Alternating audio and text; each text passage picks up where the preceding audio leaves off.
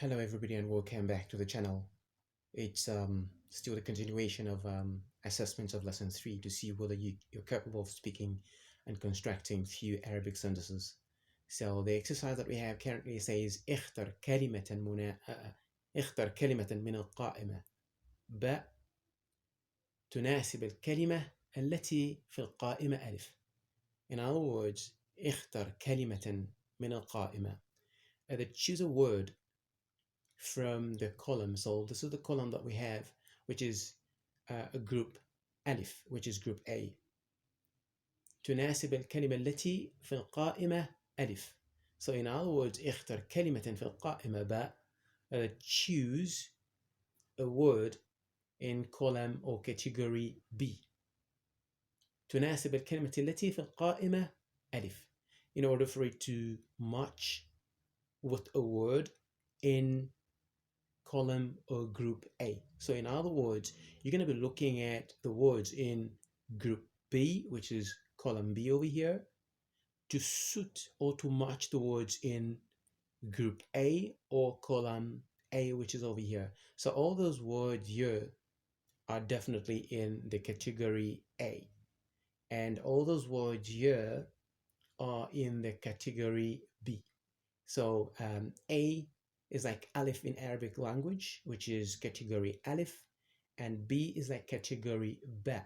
So this is just let us utilize in an alphabetical order to distinguish between the two categories of those groups. So in other words, we have group A and then we have group B. So what you got to do is you're going to look at the words in group B and then look at the word that suits it in group A in order for you to construct a sound sentence.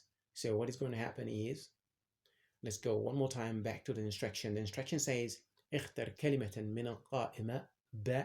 In other words, choose a word in section B تناسب الكلمة التي في القائمة ألف, in order for it to match or suit the word that is in words of a category A. So in other words, you're just going to choose a word from here and look for another pair that matches that word in category A in order for it to sound or to create or construct a sound sentence. So it's going to go like this. So we're going to look at these words. So we have الطالب, then we have لذيذ, الدكان we have مكسور, التفاح we have ثقيل, الماء we have مفتوح, الحجر we have مريض, القلم we have حار. So basically this is not making sense because you can't say الطالب لذيذ. You can't say a student is tasty because you don't eat a student definitely. So you're going to look for a word that really creates a sound sentence. So if you look at what is happening here, so you could say الطالب probably مريض makes sense. So الطالب مريض, which means the student is ill or the student is sick. So this makes sense. So you're going to underline from this group over here. You're going to draw a line going to the other group, which is group A. So you're going to draw a line from group B to group A. And if you want, you can draw a line from group A to group B, as long as it's going to create a sound sentence. So moving further on the second one, the first one here is الطالب مريض. So the second one is الدكان, which means the shop. So you can't say لذيذ, it doesn't make sense. You can't say مكسور, الدكان مكسور, it doesn't make sense. So you could say الدكان مفتوح. You could say the shop is open. It's making sense. الدكان مفتوح, the shop is open. And then furthermore, if you look at this word here, التفاح, definitely, which is the apple, and لذيذ could work. So you could say التفاح لذيذ, the apple is tasty.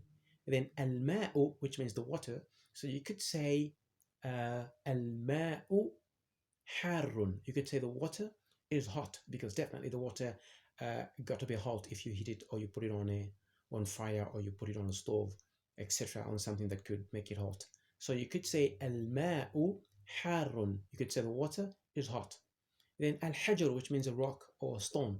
So over here you'd look for another word that is suitable that could create a sound sentence, which could be الحجر ثقيل. In other words, the rock is heavy.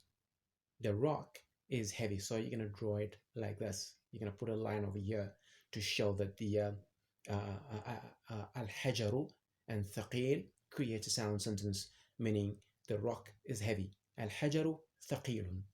Furthermore, al-qalamu maksurun. It makes sense. The pen is broken.